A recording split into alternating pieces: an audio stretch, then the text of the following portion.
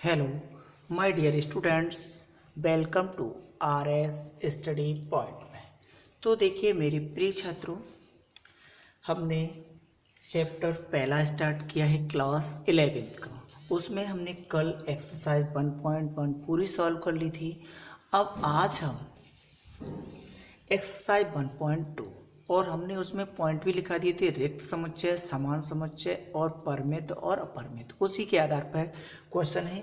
देखिए एक्सरसाइज हमारी 1.2 है। पहले का पहला क्वेश्चन क्या लिखा है आपको ही करना है। देखिए दो से भाज्य विषम प्राकृत संख्याओं का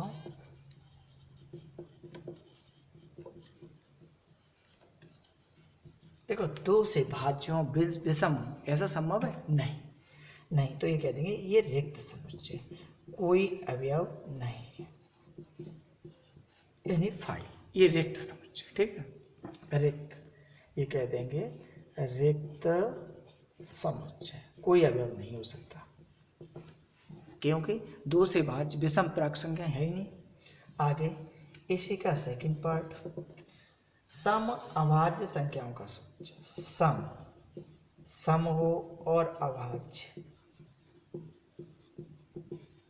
संख्याओं का समुच्चय। तो देखो सम अभाज्य संख्या क्या होती है? दो ही तो होती है, तो ये आपका रिक्त नहीं है, एक अवयव आ गया ना, तो ये रिक्त समुच्चय नहीं है, रिक्त समुच्चय नहीं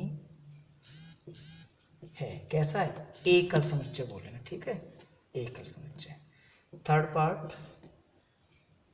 एक्स सच एक्स एक प्राकृत संख्या है जो x का जो मान है वो 5 से कैसा है? छोटा है, और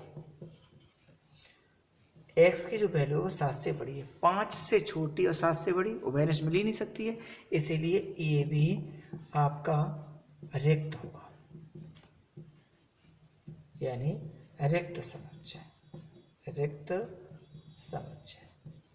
अरे भाई इसका कहना है कि x का जो मान है वो 5 से छोटा है। 5 से छोटा क्या होता है? 1 2 3 4, और 7 से बड़ी क्या होती है? 8 9 10। इसमें कोई कॉमन मिल रहा है? नहीं मिल रहा ना। अरे भाई ये अलग है, ये अलग है, इसलिए ये समुच्चय आपका रिक्त समुच्चय, कोई चीज़ नहीं हो रही इसमें। आगे फोर्थ पार्ट, y सच y किन्हीं दो समांतर रेखाओं का उभयनिष्ठ बिंदु, उभयनिष्ठ, देखो दो समांतर रेखा है, ये इनका उभयनिष्ठ बिंदु कहीं है? अरे नहीं, ये समांतर रेखा ये इस पर बिंदु होंगे, ये इस पर बिंदु, कोई उभयनिष्ठ बिंदु नहीं, तो क्या होगा? इसका भी रिक्त ही होगा। क्या होगा? रिक्त, यानी फाई, रिक्त समुच्चय। कोई दिक्कत? नो दिक्कत। अरे भाई रिक्त समुच्चय होगा, ठीक है, कोई प्रॉब्लम नहीं है। ठीक है, रिक्त समुच्चय हो गया। आगे देखते हैं।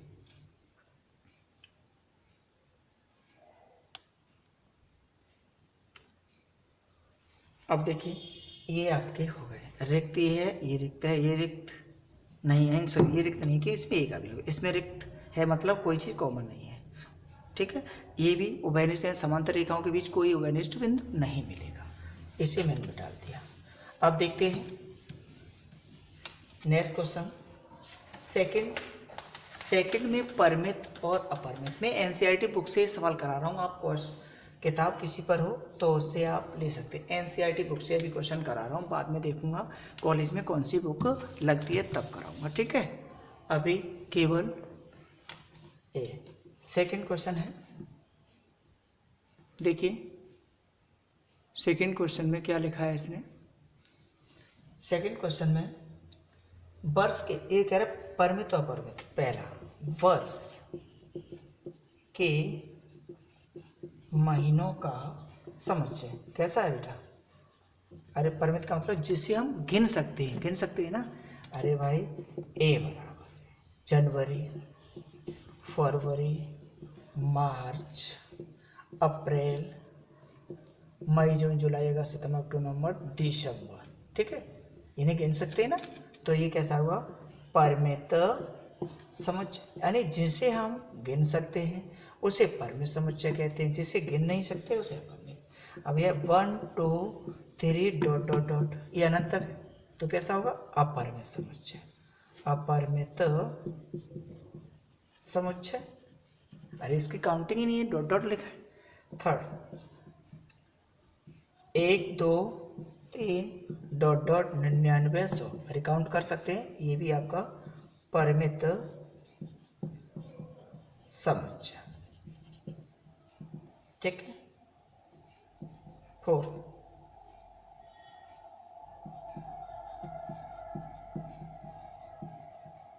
100 से बड़े धन पूर्णांकों का समुच्चय। देखो बेटा 100 से बड़े धन पूर्णांक, 100 से बड़े क्या होंगे?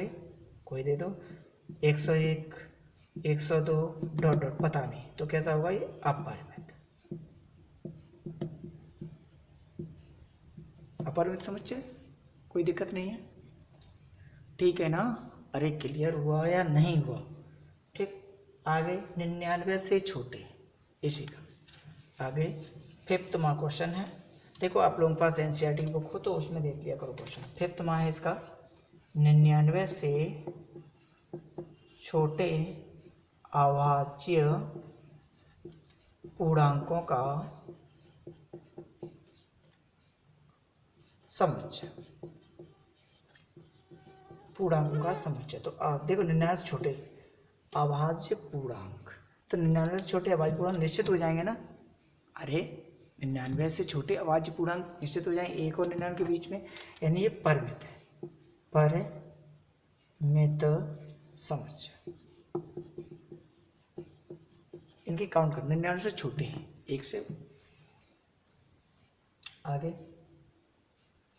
अब थर्ड क्वेश्चन देखते हैं। इसमें भी परिमित अपरिमित बताना बेटा। एक्स अक्ष के समांतर रेखाओं का समुच्चय। एक्स अक्ष के, देखो एक्स अक्ष ये है आपका एक्स, ठीक है, एक्स अक्ष। अब इसके समांतर कितनी भी रेखाएं खींच सकते हैं ना, अपरिमित, कितनी भी खींच सकते हैं, तो क्या होगा? ये अपरिमित। अपरिमित समुच्चय। सेकंड अंग्रेजी वर्णमाला के अक्षरों का समुच्चय। ऐसा ये कैसा होगा? परिमित। अंग्रेजी वर्णमाला के स्वरों का समुच्चय। कैसा? ए बराबर A V C D dot dot Z, गिन सकते हैं। परिमित समुच्चय हो गया, कोई दिक्कत नहीं है। आगे उन संख्याओं का समुच्चय जो 5 के गुणज हैं। उन संख्याओं का समुच्चय जो 5 के गुणज हैं, यानी 5 का टेबल। देखो 5 10 15 डॉट डॉट। अपरिमित है, आगे तक जाएगा। अपरिमित समुच्चय। ठीक है, कोई प्रॉब्लम नहीं है, सिंपल सी बात है, सरल सी बात है, कोई दिक्कत वाली बात नहीं है। इसे मैं मिटा दे रहा हूँ। देखिए माय डियर स्टूडेंट्स, आगे क्वेश्चन। पृथ्वी पर रहने वाले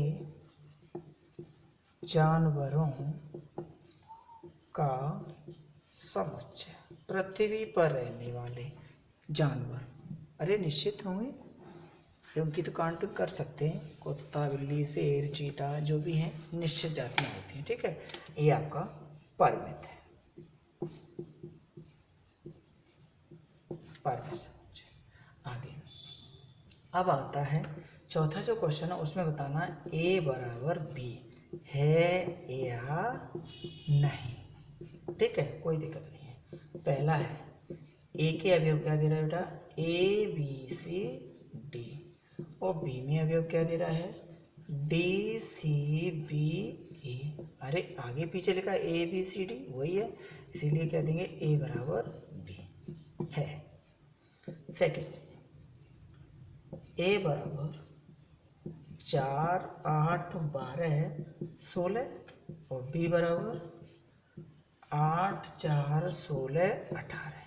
ये नहीं है, देखो 4 है 8 है 16 12 इसमें नहीं है, ए डज नॉट बी, यानी ए बी के बराबर नहीं है बेटा। थर्ड क्वेश्चन है ए बराबर 2 4 6 8 10, बी बराबर क्या कह रहा है, एक्स सच एक्स सम धन पूर्णांक, सम है धन पूर्णांक, और क्या कह रहा है कि जो है वो 10 या 10 से छोटा है, सही है, समधन पूर्णांक 2 4 6 8, इसको भी लिख लेंगे अब 2 4 6 8 10 के बराबर, ठीक है ना। तो ये बी का मान होगा, ये और ये वैल्यू सेम है तो ए बराबर बी कह सकते हैं, ठीक है। अरे भाई सम धन पूर्णांक, सम धन, तो सम का मतलब 2 4 6 8 10, और ये चिन्ह नहीं होता तो नहीं होता।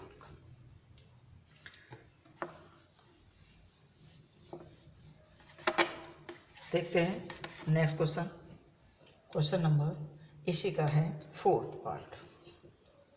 ये लिख रहे हैं ए बराबर एक्स सच एक्स संख्या 10 का एक गुणज, 10 का गुणज क्या होता है बेटा, 10 20 30 डॉट डॉट डॉट, और बी क्या कह रहा है, एक्स दे रहा है 10 15 20 25 30, तो देखो ये बराबर है नहीं है, हैं तो 10 इसमें, किंतु 15 25 भी है, पर अब पांचवा क्या समुच्चय एक समान है या नहीं है, ए बराबर, इसको भी बताना है 2 3, और बी बराबर लिख रहा है एक्स सच एक्स समीकरण एक्स स्क्वायर 5x + 6 बराबर 0 का एक गुणनखंड, का एक गुणनखंड, का एक हल या गुणनखंड है।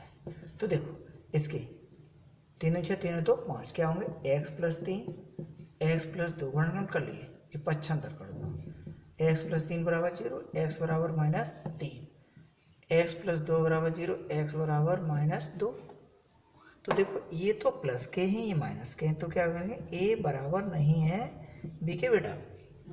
2 3 दिया था, x² 5x + 6 दिया था, इसके हमने फैक्टर कर लिए, गुणनखंड करके -3 -2 आया, तो ये इसके बराबर नहीं है, ठीक है। देखो नेक्स्ट इसी का सेकंड पार्ट है बेटा, इसका सेकंड पार्ट में कह रहा है ए एक्स सच एक्स शब्द फॉलो FLOW का एक अक्षर है। तो देखो फॉलो को कैसे लिखेंगे आप, FOLW, बी क्या दे रहा है, बाई सच बाई शब्द वॉल्फ WLF का एक अक्षर, तो देखो क्या होगा बी बराबर, इसे भी एक एक करके WLF, ये और ये समान है आपका, कहीं पर भी आगे पीछे कोई दिक्कत नहीं, ठीक है। हमेशा कोई शब्द लिखा है तो उसमें डबल जो होता है पद उसे एक ही बार लिखा जाता है, ठीक। मैं डाल रहा हूँ,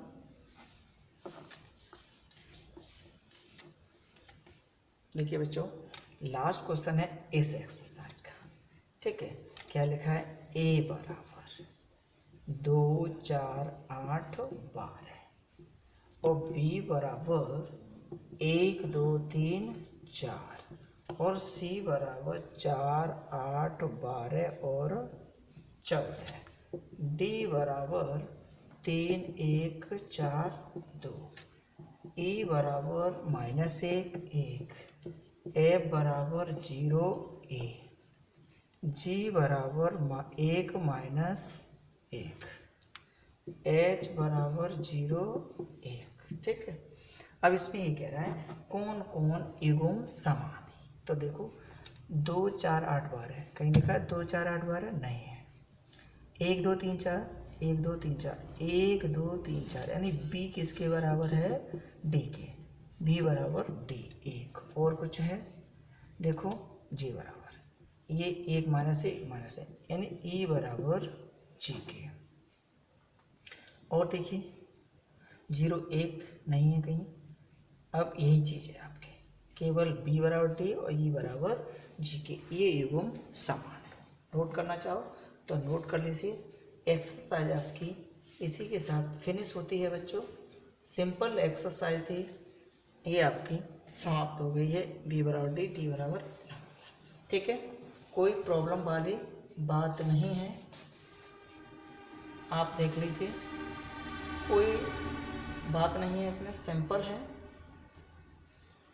उप समुच्चय हेडिंग डाल लो। उप समुच्चय, उप समुच्चय यानी इसे कहते हैं सब सेट्स। ये क्या होता है?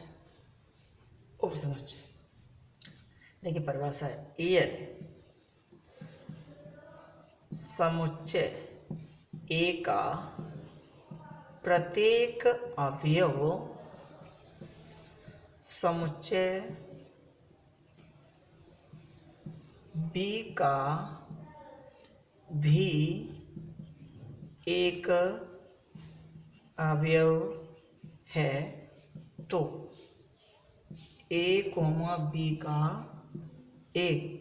का उप समुच्चय कहलाता है।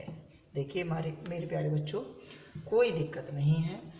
यानी इसका कहना है यदि समुच्चय ए का प्रत्येक अवयव समुच्चय बी का भी एक अवयव हो तो ए बी का उपसमुच्चय कहलाता है। इसे ए सबसेट का चिन्ह सबसेट बी से प्रदर्शित करते हैं, से प्रदर्शित करते हैं। ठीक है, ये सबसेट का चिन्ह है यानी उपसमुच्चय का। ठीक है, ध्यान रखेंगे आप। एक उदाहरण लेते हैं, एक एग्जांपल लेते हैं। देखिए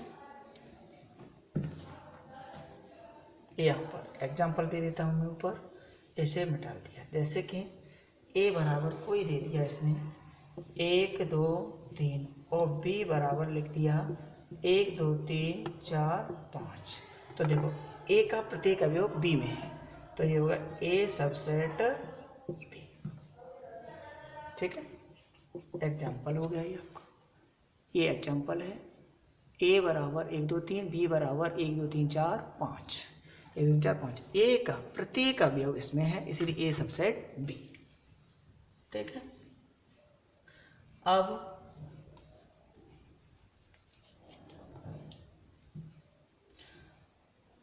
नेक्स्ट क्या कहलाएगा, अगला पॉइंट देखेंगे। अब लिखेंगे अधिसमुच्चय। अधिसमुच्चय किसे कहते हैं? अधिसमुच्चय देखो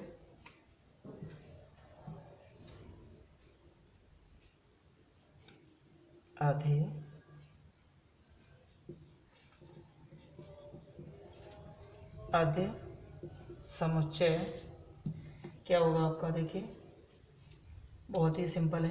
अधिसमुच्चय की परिभाषा लिख लेंगे। माना दो समुच्चय ए और बी हैं यदि ए सबसेट बी, यानी ए का प्रत्येक अवयव बी में तथा ए बराबर नहीं है बी के। ये नहीं है कि ए और बी में दोनों सेम हो, यानी ए के सभी अवयव बी में हो, ये नहीं है कि बी के सभी अवयव ए में हो। तो ए कॉमा बी का उचित उप समुच्चय कहलाता है। जो अभी दिया था आपने उदाहरण, वो उचित उप समुच्चय था। बराबर भी हो सकता है वो उसमें उप समुच्चय में था। और बी ए का आधे समुच्चय कहलाएगा, आधे समुच्चय कहलाता, ठीक है। जैसे देखो यही वाला उदाहरण ले लो, या कोई ए बी सी और बी बराबर A B C D E. देखो ए दोनों ए बी से बराबर है, नहीं बराबर है, यानी ए सबसेट बी है, ठीक है, ये सबसेट बी है। लेकिन इसे बी ए का, इसीलिए बी ए का आधे समुच्चय, यदि बराबर होंगे तो उप समुच्चय होगा, आधे समुच्चय है। दोबारा देखो, देखो माना तो समुच्चय ए और बी हैं, यदि ए सबसेट बी तथा ए बराबर नहीं होना चाहिए बी के, तो ए बी का उचित उप समुच्चय कहलाएगा, और बी ए का आधे समुच्चय कहलाता है। उल्टा कर देंगे इसे, यानी कि बी ए का आधे समुच्चय कहलाएगा। तो ये हो गया ए सबसेट बी। अभी ये बोलेंगे कि ए बी का क्या सबसेट भी है, उप समुच्चय भी है, और बी ए का आधे समुच्चय भी है, ठीक है। ए परिभाषा आप अच्छी तरह से देख लेंगे। कल हम नेक्स्ट एक्सरसाइज इन्हीं सूत्रों के आधार पर सॉल्व करते हैं। बस इसमें ये पूछा होगा ये वाला इसका उपसमुच्चय है या आधे समुच्चय है या नहीं है, ठीक है। ओके मेरे प्यारे बच्चों, मैं ये परिभाषाएं आप क्लियर कर लेना, ठीक। ओके।